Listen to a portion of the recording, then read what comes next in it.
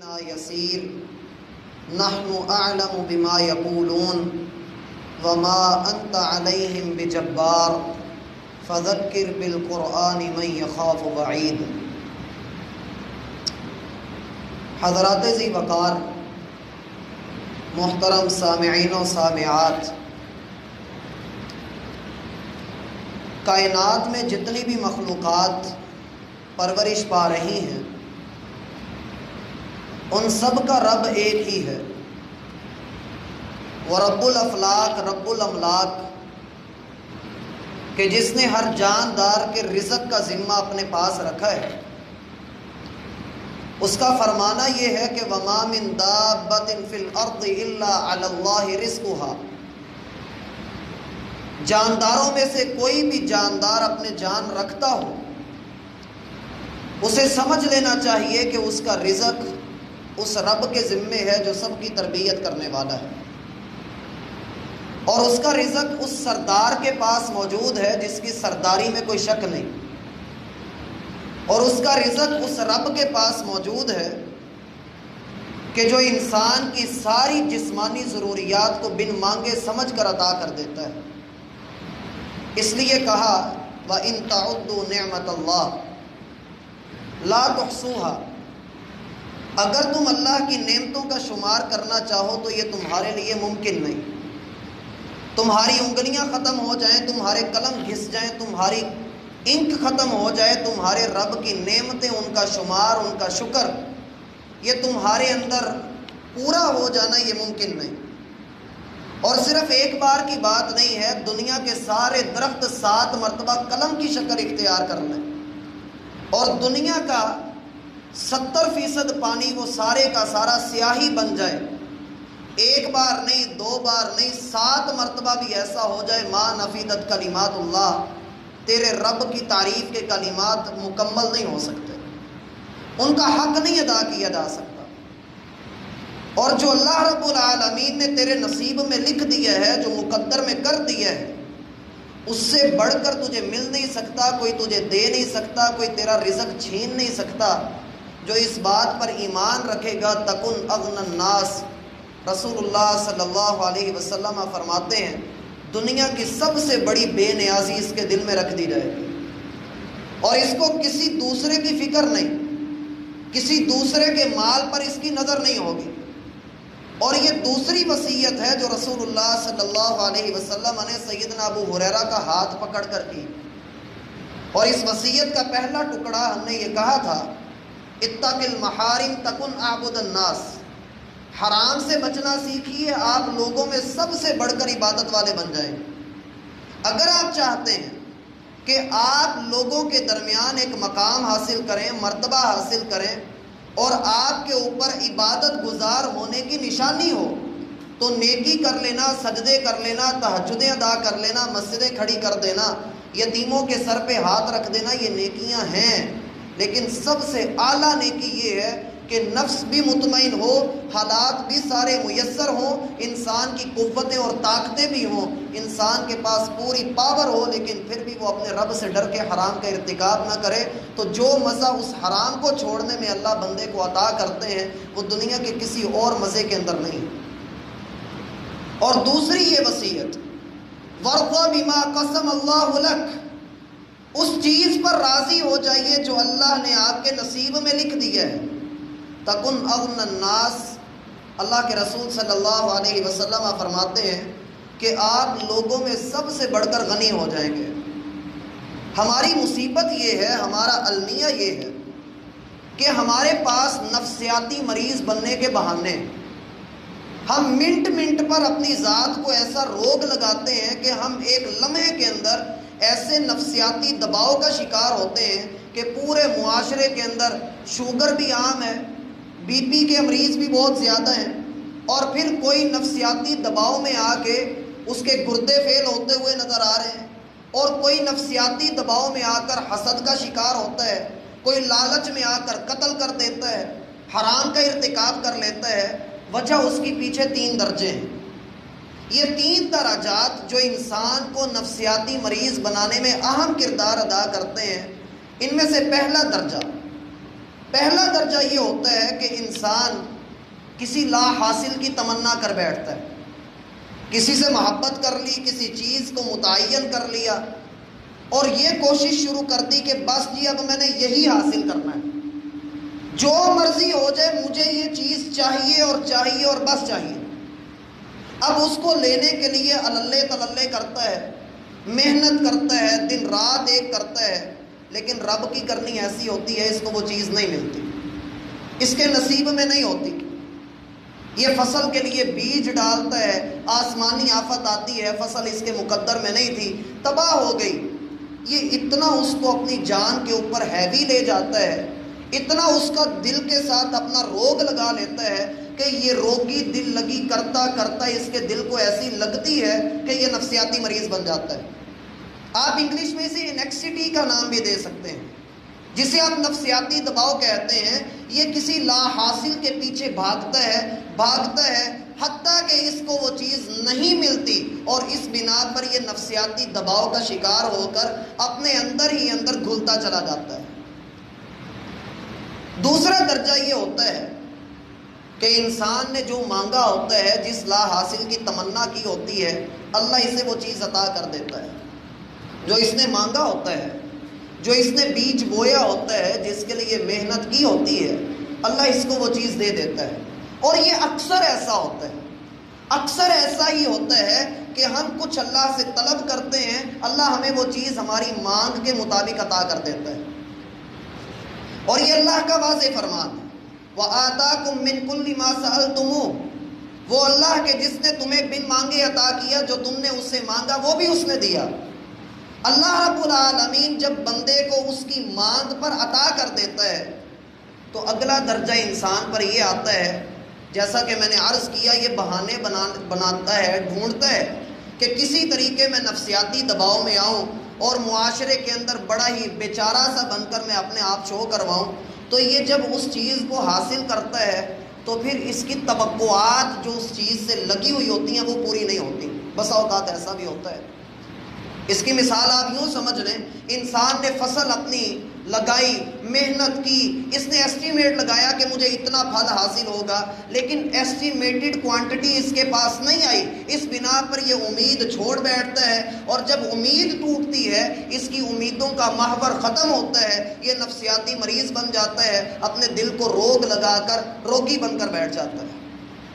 یعنی جب توقعات پوری نہ ہوئیں، اس کی امیدیں پوری نہ ہوئیں، جو اس نے دوسروں سے ایکسپیکٹ کیا تھا، دوسروں کے بھروسے پر رہا تھا، ایک اللہ کو چھوڑ کر کہ جس نے کہا تھا کفا باللہ وکیلا، تیرے معاملات کو دیکھنے کے لیے اللہ تیرا وکیل کافی ہے، تو اس پہ بھروسہ کر، لیکن اس نے اللہ پہ بھروسہ نہیں کیا، امید کسی اور پہ لگائی، توقع کسی اور سے کی۔ اب جب توقعات پوری نہیں ہوئی، دل کو روگ لگا، اور یہ روگی نفسیاتی مریض بن کر اپنے دل کے اندر جو باتیں لے کر آتے ہیں انشاءاللہ ہم ان کو بھی دیکھتے ہیں۔ تیسرا درجہ انتہائی بدترین درجہ ہے، جہاں انسان نفسیاتی مریض بنتا ہے، اور وہ یہ درجہ ہے کہ انسان کو وہ چیز مل بھی جاتی ہے جس کی اس نے تمنا کی، تمنا کے بعد جب یہ حاصل کر لیا، اس کی توقعات بھی پوری ہو گئی، سارا کچھ اس کی طبیعت مرضی کے عین مطابق چل رہا ہے، لیکن ایک روگ، ایک ڈر دل کو کھائے جا رہا ہے، کہیں یہ چیز مجھ سے چھن نہ جائے، کہیں یہ مجھ سے دور نہ ہو جائے، کہیں یہ خراب نہ ہو جائے۔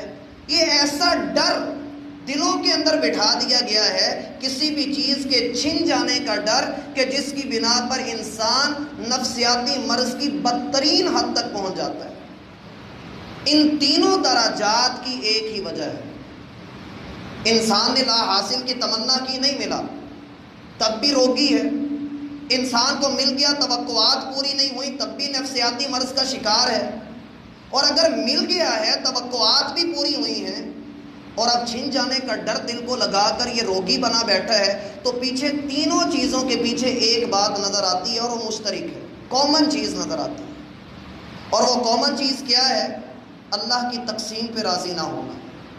اللہ نے جو اپنی حکمت سے تیرے نصیب میں لکھا تھا، جو تیرے مقدر میں کر دیا تھا، تجھے اللہ کی حکمت پہ بھروسہ نہیں، اس لیے تو اس طرح کی حرکت کر رہا ہے، تو اللہ کی تقسیم پہ راضی نہیں، اور جب بندہ اللہ کی تقسیم پہ راضی نہیں ہوتا، یہ سمجھتا ہے کہ میری عقل و دانش، میری ڈیمانڈ یہ زیادہ تھی، اللہ نے میری ڈیمانڈ کے مطابق مجھے عطا نہیں کیا، یہ ایسی سوچ ہے جو اللہ رب العالمین کی شان میں گستاخی تک کروا جاتی ہے۔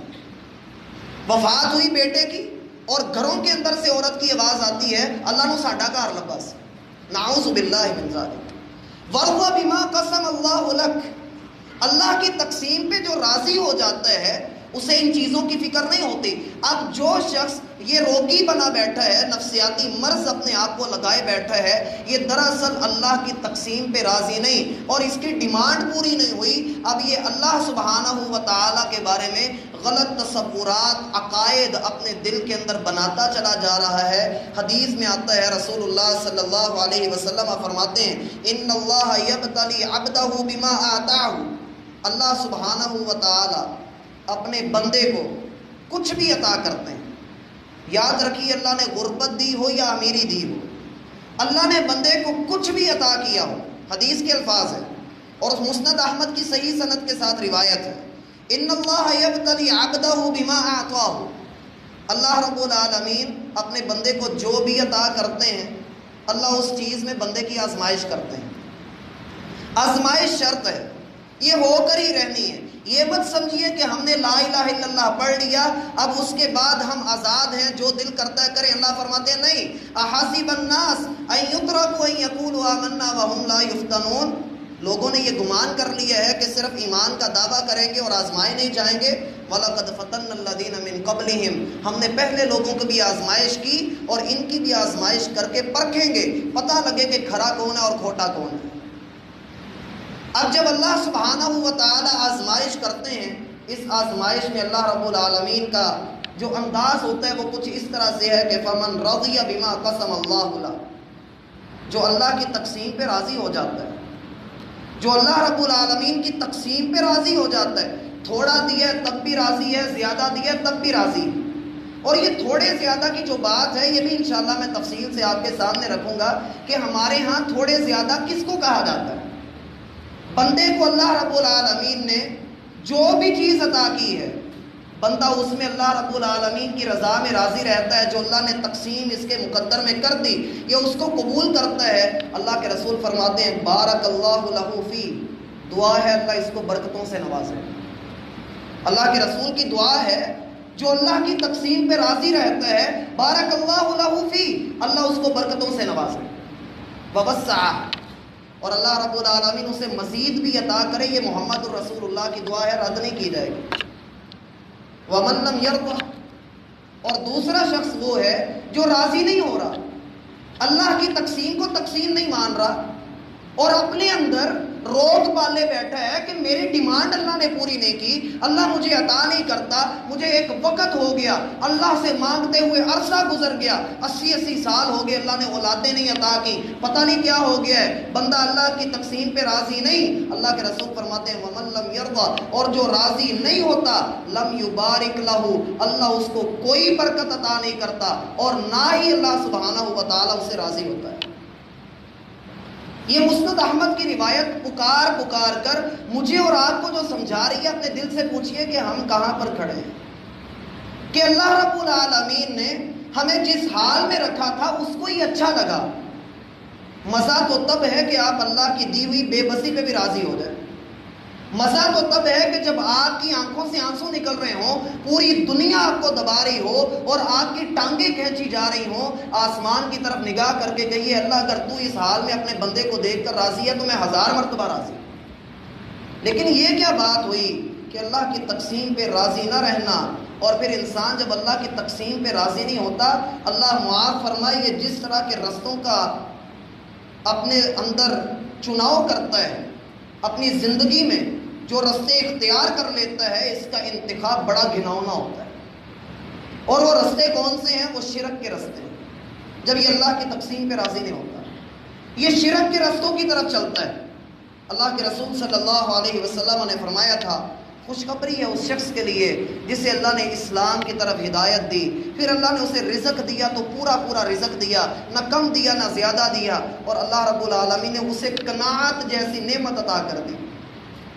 یہ قناعت کون سی چیز ہے جو شریعت اسلامیہ نے ہمارے سامنے رکھی ہے؟ اسے انٹروڈیوس کروانے میں شریعت کا کیا کام ہے؟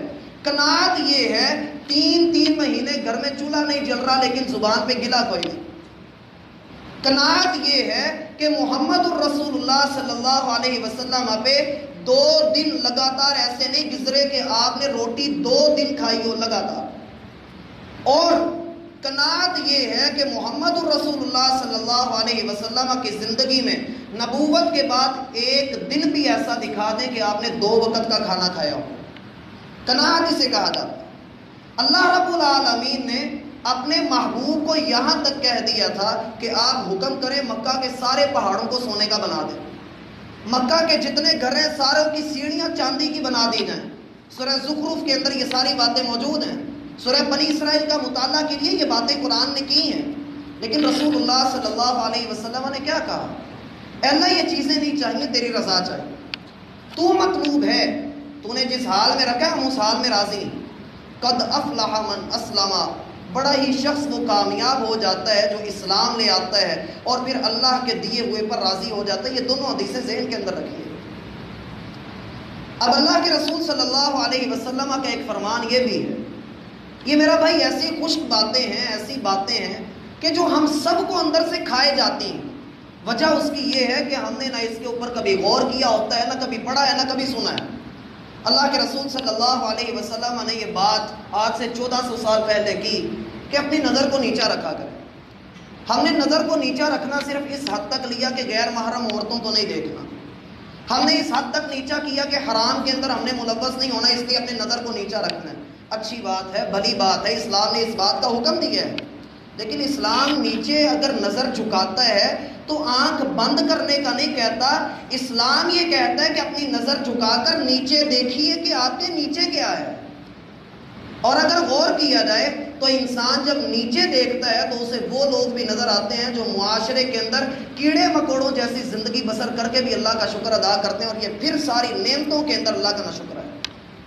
اِنَّهُ كَانَ ظَلُومًا جَهُولًا، انسان اتنا ظالم، اتنا لا علم، اتنا جاہل بنتا ہے کہ اسے کچھ پتہ ہی نہیں کہ آج میرے گھر کے اندر مہینے کا راشن پڑا ہے، میرے پاس اللہ کے دی ہوئی نعمتیں موجود ہیں۔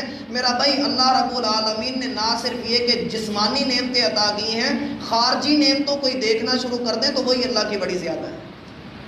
اس سارے پروسیس کے اندر کہ جہاں اللہ رب العالمین نے نظر جھکانے کا حکم دیا تھا، وہاں یہ کہا تھا کہ نظر کو کھلا رکھنا، انظروا الی من اسفل منکم، اس کو دیکھنا جو تم سے نچلے درجے پہ۔ لیکن ہم نے کیا کیا؟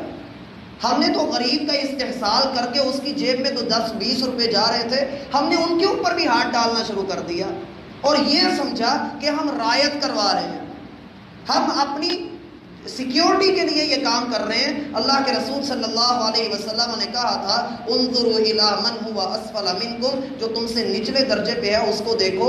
ذرا غور کرنا چاہیے، اگر آج اللہ نے ٹانگیں عطا کی ہیں تو وہ لوگ بھی موجود ہیں جن کے پاس ٹانگیں نہیں ہیں، وہ بھی موجود ہیں جن کے پاس قدم نہیں ہے۔ اللہ نے ہمیں 20 جوڑے جوتوں کے عطا کی ہیں، کھانے کو ہمارے گھر میں نت نئے کھانے پکتے ہیں، اور صرف عید پر نہیں پورا سال ہمارے یہاں گوشت پکتا ہے۔ وہ لوگ بھی موجود ہیں جو صرف عید پر چھچڑے کھا کر اللہ کا شکر ادا کرتے ہیں۔ یہ ساری چیزیں انسان جب ان کے اوپر تدبر کرتا ہے، غور کرتا ہے، تو اسے پتہ لگتا ہے کہ میں تو اللہ کے معاملے میں بڑی کوتاہی کا شکار ہوا، میں نے اللہ سبحانہ و تعالیٰ کے حق میں بہت بڑی کوتاہی کی۔ کیونکہ انسان جب اللہ کے دیے پہ راضی نہیں ہوتا، در حقیقت وہ اللہ کو الزام دے رہا ہے، وہ اللہ رب العالمین کو یہ کہہ رہا ہے کہ اللہ تیری حکمت پوری نہیں، جو میں چاہتا ہوں نا وہ تو سمجھ نہیں پایا، نعوذ باللہ۔ اور جب انسان کی یہ سوچ آتی ہے، جب وہ اللہ کے بارے میں ایسا سوچتا ہے، شیطان کو موقع مل جاتا ہے۔ شیطان انسان کو پھر اس رستے پر چلاتا ہے جس رستے کو ختم کرنے کے لیے محمد الرسول اللہ صلی اللہ علیہ وسلم تک آنے والے نبیوں نے راستوں میں قربانیاں دی۔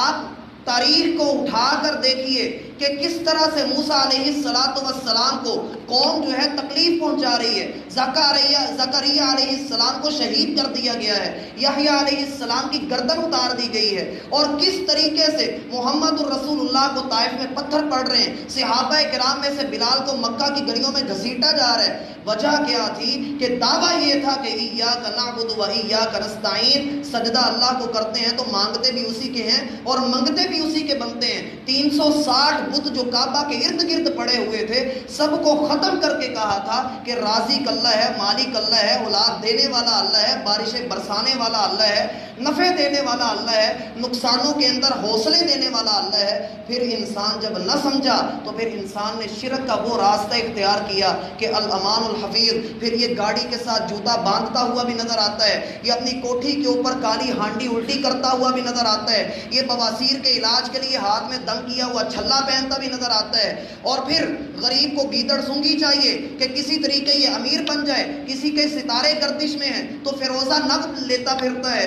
ایسے سارے لوگ, ان کو یقین نہیں کہ وہ رب جو 3 پردوں میں ماں کے پیٹ کے اندر انسان کو بغیر آکسیجن کے پال سکتا ہے, اور پھر جب انسان دنیا میں آیا مالک الملک نے 2 دودھ کے چشمے جاری کر دیے, اور پھر جب اس کو تھوڑا سا بڑا کیا اللہ رب العالمین نے 2 پیر اور 2 ہاتھ عطا کر کے کہا جنت کی 8 نہریں کما لے. لیکن انسان نے شرک کے رستے کے اوپر چلتے ہوئے اپنے رب کی صفات کا بھی انکار کیا, اللہ کی تقسیم کا انکار کرتے ہوئے یہ درباروں پہ نظر آیا, یہ غیر اللہ کے نام کی نظر و نیاز چڑھاتا ہوا نظر آیا, یہ اولاد کے لیے در در کی ٹھوکریں کھاتا ہوا نظر آیا. میرا بھائی وہ لوگ بھی تھے کہ جنہوں نے کہا تھا ربی انی وہن العظم منی واشتعل الراس شیبا ولم اکن بدعائک ربی شقیا. اے اللہ میں وقت کا نبی زکریا تجھ سے دعا کرتا ہوں کہ میرے اعضاء جواب دے چکے, سر میرا سفید ہو چکا, لیکن میں تجھ سے مانگ کر کبھی مایوس نہیں ہوا. لا تذرنی فردا وانت خیر الوارثین, مجھے کبھی اکیلا نہ چھوڑنا, تو بہترین وارث ہے. مالک نے 120 سال کی عمر میں بیٹا عطا کر کے دنیا کو بتایا کہ رزق کی تقسیم اللہ کے ہاتھ میں, لیکن انسان نہیں سمجھتا اور اللہ رب العالمین کے ساتھ بگڑ بیٹھتا ہے اور اللہ رب العالمین کے بارے میں غلط نظریات اختیار کرتا ہے.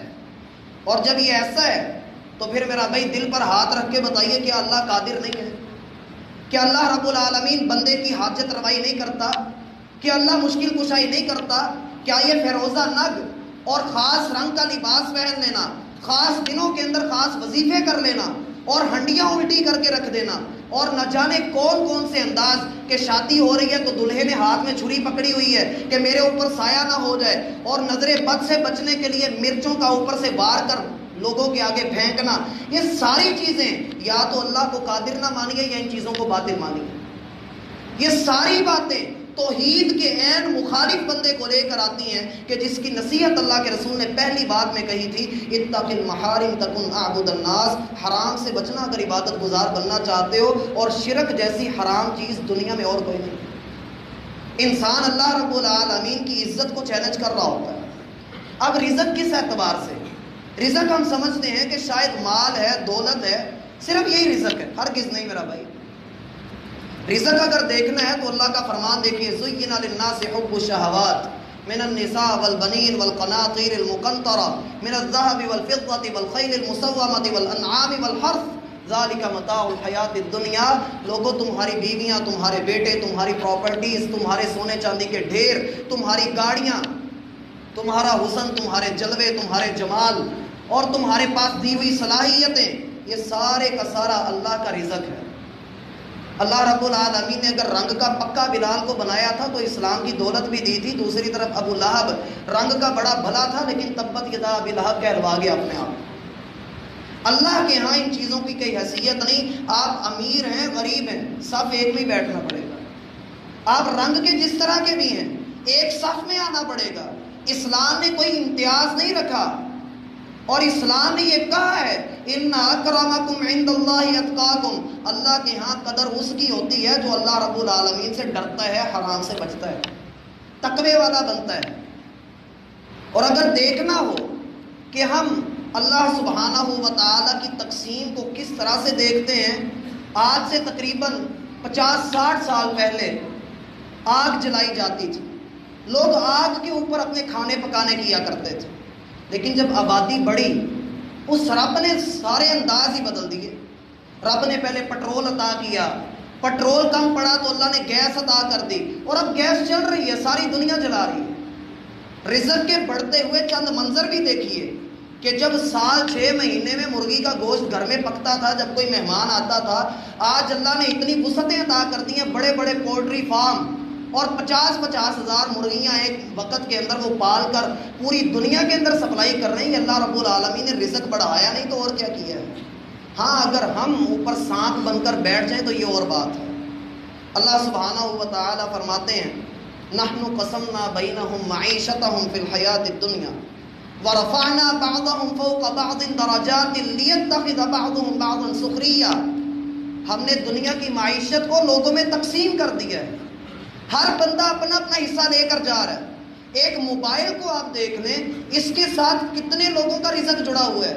کوئی چارجر بیچ رہا ہے تو کوئی اس کا ٹیمپر بیچ رہا ہے، کوئی بیک کور لے کر آ رہا ہے تو کوئی ہینڈ فری بیچ رہا ہے، اور کوئی کسی چیز کو لے کر آ رہا ہے، کوئی ریپیئرنگ کا کام کر رہا ہے، کوئی اس کو سیل آؤٹ کر رہا ہے، کوئی اس کو خرید رہا ہے. مالک الملک نے ایک ایک چیز کے ساتھ سینکڑوں لوگوں کے روزگار وابستہ کر کے رزق کی تقسیم کو پورا کر دیا ہے. کوئی اپنے گھر کے اندر بھوکا نہیں سو رہا، اور پھر آج دنیا کہے کہ اللہ کچھ دیتا نہیں ہے. اولاد کے معاملے میں آ جائیے، اللہ رب العالمین نے بیٹیاں دی ہیں بیٹا لینے کے لیے، کبھی کسی دربار پہ، کبھی کسی در پہ، اور کبھی کسی در پہ.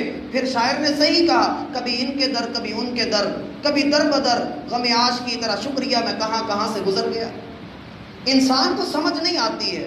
للہ ملک السماوات والارض، ساری زمین کی بادشاہی اور سارے آسمان کی بادشاہی اللہ کے اختیار میں. یخلق ما یشاء، جو چاہے پیدا کرے. وہ چاہے تو بن باپ کے عیسیٰ کو پیدا کرے، اور چاہے تو بن ماں باپ کے آدم کو پیدا کرے.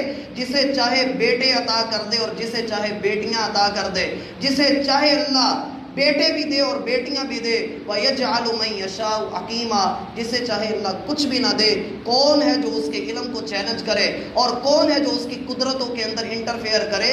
اللہ رب العالمین جسے نیند نہیں آتی، جو تیری میری پکار کو ہر زبان میں سنتا ہے، ہر حال میں سنتا ہے. لا تأخذہ سنۃ ولا نوم، جسے نہ اونگ آئے نہ نیند آئے، جو اللہ ہر حال میں بندے کی مدد کرنے پر قادر ہو. آج اسی رب کا در چھوڑ کے کسی اور کے در پہ جا کے جب سر جھکائے تو میرا بھائی وہ سر نہیں. مالک فرماتے ہیں اگر رزق کے بڑھتے ہوئے منظر کو دیکھنا ہے، ما کان لکم ان تنبتوا شجرہ، ذرا وہ بھی تو دیکھیے. جب سال میں ایک مرتبہ فصل تھی، مالک نے سال میں 3 مرتبہ فصلیں عطا کی ہیں. ما کان لکم ان تنبتوا شجرہ، تمہارے اندر اتنی پاور نہیں تھی کہ تم زمین سے فصل اگا سکتے، لیکن مالک نے تجھے صلاحیت دی، تجھے علم دیا، تو تحقیق کے میدان میں آگے بڑھا، اور بڑھتے بڑھتے تجھے پھول کی خوبصورتی تو نظر آئی، تجھے اس کے اندر بننے والی لکیریں تو نظر آئی، تجھے پتے کے اندر بننے والی ویل بھی نظر آئی، خوشبو بھی تو نے سونگھ لی، تو نے بڑی بڑی اقسام دریافت کر لی، لیکن تم مالک کو نہ پہچان پایا. تو تیری ساری تحقیق کے اوپر افسوس نہ کیا جائے تو اور کیا کیا جائے. یہ انسان جب اللہ رب العالمین کی تقسیم پہ راضی نہیں ہوتا ہے تو پھر اس کے لیے بڑے معاملات خراب ہوتے ہیں. اس لیے میرا بھائی رزق کے 2 دروازوں کو ہمیشہ کھٹکھٹاتے رہیے. رزق کا پہلا دروازہ اللہ سبحانہ و تعالی فرماتے ہیں وَلَوْ أَنَّ أَهْلَ الْقُرَىٰ آمَنُوا وَاتَّقَوْا لَفَتَحْنَا عَلَيْهِمْ بَرَكَاتٍ مِّنَ السَّمَاءِ وَالْأَرْضِ وَلَٰكِن كَذَّبُوا. اگر بستی والے یہ دنیا والے آمنوا ایمان لے آئیں، اللہ رب العالمین کو اپنا رازق، اپنا مالک، اپنا خالق، اپنا داتا، حاجت روا، مشکل کشا تسلیم کر لیں، لَفَتَحْنَا عَلَيْهِمْ بَرَكَاتٍ مِّنَ السَّمَاءِ وَالْأَرْضِ. صرف زمین سے نہیں، آسمان سے بھی ہم ان کے لیے برکتوں کے دروازے کھول دیں. کسی بھی چیز کا زیادہ ہونا برکت نہیں ہوتا ہے، کسی بھی چیز کا زیادہ ہونا برکت نہیں ہوتا. تھوڑی چیز کا زیادہ لوگوں کو پورا آ جانا برکت ہوتا ہے. تھوڑی چیز استعمال کر کے دل کا مطمئن ہو جانا برکت ہوتا ہے. مالک فرماتے ہیں کہ ایمان لے آئیے، ہم آپ کے لیے زمین و آسمان سے رزق کے دروازے کھولیں گے. اور دوسرا دروازہ جس پر آپ نے دستک دینی ہے وَاتَّقَوْا، اللہ سے ڈرتے رہیے. ہر کام کرنے سے پہلے سوچئے کہیں میرا رب اس سے ناراض نہ ہو جائے. میں جو کام کرنے جا رہا ہوں کہیں میرا اللہ اس سے ناراض تو نہیں ہوتا. اور جب بندہ اس بات کو سمجھ لیتا ہے، یقین مانیے اس کو تھوڑے میں اللہ رب العالمین وہ برکتیں عطا کرتا ہے کہ خیبر کا میدان تھا، خیبر کا میدان تھا، اور ایک مٹھی کھجوریں تقریباً 1400 صحابہ کرام نے کھائی تھی خیبر کے میدان۔ یہ تھوڑی سی چیز کا پورا آ جانا اللہ رب العالمین کے ہاں برکت کی بین دلیل ہے، اگر آپ اللہ سبحانہ و تعالیٰ کے در پہ دستک دیتے رہیں۔ اور آخر پر رسول اللہ صلی اللہ علیہ وسلم کا یہ فرمان میرے لیے بھی آپ کے لیے بھی، اللہ کے رسول صلی اللہ علیہ وسلم فرماتے ہیں من کانت الآخرۃ ہمہ، ایسا شخص کہ جو اپنی زندگی کا مقصد آخرت کو بناتا ہے، دنیا کی فکر نہیں کرتا، یہ نہیں سوچتا کہ میرا مال اتنا کم ہو رہا ہے یا میں غریب ہوں یا میں کنگلا ہوں، یہ نہیں سوچتا، اس کا مقصد آخرت کو حاصل کرنا ہے، آخرت کی طرف توجہ دینا ہے۔ من کانت الآخرۃ ہمہ، ایسا شخص کہ جو آخرت کو اپنی چاہت، اپنی امید اور اپنی تمنا بناتا ہے، جعلہ اللہ غناہ فی قلبہ، اللہ ایسے شخص کے دل کے اندر غنا ڈال دیتا ہے، اسے دوسروں کی فکر نہیں رہتی، یہ لوگوں سے مستغنی ہو جاتا ہے، بے نیاز ہو جاتا ہے، اسے کسی چیز کی فکر نہیں ہوتی۔ وجمع لہ شملہ، اللہ رب العالمین اس کی قوتوں کو پورا کر دیتا ہے۔ اور آخری چیز کمال اللہ کے رسول نے بیان فرمائی، وَأَتَتْهُ الدُّنْيَا وَهِيَ رَاغِمَةٌ، اور جب بندہ آخرت کو اپنا مقصد بنا لیتا ہے، دنیا کی حالت یہ ہوتی ہے کہ ذلیل ہو کر اس کے قدموں میں آ کر گرتی ہے۔ یہ ایسا بندہ ہے کہ جسے آخرت کی طلب ہے، اور صحابہ کرام نے ایسا کر کے دکھایا، دنیا کے پیچھے نہیں بھاگے۔ میں اکثر مثال دیا کرتا ہوں، ایک کسان نے اپنے کھیتوں کے اندر ایک عورت کو دیکھا جو بڑی خوبصورت تھی، اس نے اس عورت سے کہا کہ میں تجھ سے شادی کروں گا، اور اس عورت کو دیکھ کر کئی لوگ اور بھی اس پر دل دے بیٹھے۔ معاملہ قاضی تک گیا، قاضی صاحب کہنے لگے بھائی جو بھی ہے اس عورت کے ساتھ تو شادی ہم کریں، یہ اتنی خوبصورت ہے۔ لوگ وہاں پر لڑ پڑے، لڑتے لڑتے معاملہ عدالت سے ہٹ کر بادشاہ کے دربار میں چلا گیا۔ بادشاہ نے جب دیکھا تو بادشاہ سلامت کہنے لگے ملک کے سربراہ ہم ہیں، لہٰذا نہ کسان کی، نہ قاضی کی، نہ عوام کی، یہ صرف رہے گی بادشاہ کے حرم میں۔ اور جب بادشاہ کی بات آئی تو عورت کے لیے تو ویسے بھی بڑی لڑائیاں ہوں گی۔ اس عورت نے کہا میں مسئلہ حل کیے دیتی ہوں، آپ ایسا کریں کہ بادشاہ، قاضی اور کسان، چونکہ یہ تین زیادہ بڑے امیدوار ہیں، یہ تینوں میرے پیچھے دوڑ لگائیں، جو مجھے پکڑ لے گا میں اس کی ہو جاؤں گی۔ اس نے کہا تجویز تو اچھی ہے۔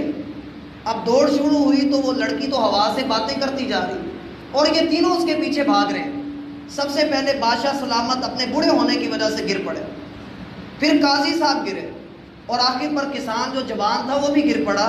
کہنے والوں نے کہا کہ یہ دنیا کی مثال ہے، جو دنیا کے پیچھے بھاگے گا وہ اسی طرح ذلیل ہو کر رہ گئے۔ اور اللہ رب العالمین قرآن میں فرماتے ہیں وَاتْلُ عَلَيْهِمْ نَبَأَ الَّذِي آتَيْنَاهُ آيَاتِنَا فَانْسَلَخَ مِنْهَا فَأَتْبَعَهُ الشَّيْطَانُ، ان لوگوں کے سامنے اس شخص کی مثال بیان کریں کہ جس کو اللہ نے اپنی آیات عطا کی، پھر اس نے اللہ کی آیات کو چھوڑ دیا، ادھیڑ کر رکھ دیا، تباہ کر دیا، ماننا ہی نہ۔ ایسے شخص کی مثال جو دنیا کے پیچھے بھاگتا ہوا پھرتا ہے، فَمَثَلُهُ كَمَثَلِ الْكَلْبِ، اس کتے کسی مثال کی طرح ہے، إِن تَحْمِلْ عَلَيْهِ يَلْهَثْ أَوْ تَتْرُكْهُ يَلْهَثْ، اگر اس کو اس کی مانگ، اس کی ڈیمانڈ کے مطابق دے بھی دو تب بھی زبان باہر نکلی ہوئی اور ہانپتا ہوا نظر آتا ہے، اور اگر چیز اس کی گرفت سے نکل جائے تو تب بھی ہانپتا ہوا ہی نظر آتا ہے۔ ذَلِكَ مَثَلُ الْقَوْمِ الَّذِينَ كَذَّبُوا بِآيَاتِنَا، یہ وہ لوگ ہیں جو رب کے در پہ دستک نہیں دیتے۔ اور اللہ کے رسول صلی اللہ علیہ وسلم فرماتے ہیں وَمَنْ كَانَتِ الدُّنْيَا هَمَّهُ جَعَلَهُ اللَّهُ فَقْرَهُ بَيْنَ عَيْنَيْهِ وَفَرَّقَ عَلَيْهِ شَمْلًا، اور وہ بندہ جو دنیا کو اپنا مقصد بناتا ہے، جو دنیا کے پیچھے بھاگتا ہے، اللہ سبحانہ و تعالی اس کی آنکھوں کے درمیان اس کی فقیری رکھ دیتے ہیں۔ معنی اس کا یہ ہے اس کے بعد جتنا مرضی ہو ہمیشہ روتا نظر آئے گا، اللہ کی تقسیم پہ راضی نہیں ہوگا، اور جو کچھ بھی اس کے پاس قوتیں موجود ہوں گی یہ اکیلا نظر آئے گا۔ وَلَمْ يَأْتِهِ مِنَ الدُّنْيَا إِلَّا مَا قُدِّرَ لَهُ، دنیا کے پیچھے بھاگتا پھرے گا لیکن صرف اتنا سا ملے گا جتنا اللہ نے اس کے لیے لکھ دیا ہوا ہے۔ یاد رکھیے میرا بھائی، انسان کا رزق وہ اللہ رب العالمین نے لکھ چھوڑا ہے، ہم اس کے بارے میں فکر نہ کریں تو یہی ہمارے لیے بھلی بات ہے۔ اللہ رب العالمین نے ہمیں عطا کرنا ہے وَمَا أَصَابَكُم مِّن مُّصِيبَةٍ فَبِمَا كَسَبَتْ أَيْدِيكُمْ وَيَعْفُو عَن كَثِيرٍ، اگر دیکھا جائے تو رزق کے اندر جو کمیاں کوتاہیاں ہو جاتی ہیں، جو اللہ کی طرف سے پکڑ آ جاتی ہے، در حقیقت وہ انسان کے گناہوں کا وبال ہوتا ہے جس کی وجہ سے رزق میں کمی آ جاتی ہے۔ مومن بندہ جب اس کے اوپر مصیبت آتی ہے وہ اپنا محاسبہ کرتا ہے اور اپنے رب کے ساتھ تعلق مضبوط کرتا ہے کہ اللہ رزق کم ہوا ہے، میں نے کہیں نہ کہیں ڈنڈی ماری ہے۔ اس لیے اللہ کے در پہ رہیے، اللہ کی تقسیم پہ راضی رہیے۔ تکن اغنى الناس، آپ لوگوں میں سب سے بڑھ کر غنی نظر آئیں گے۔ اللہ میرا اور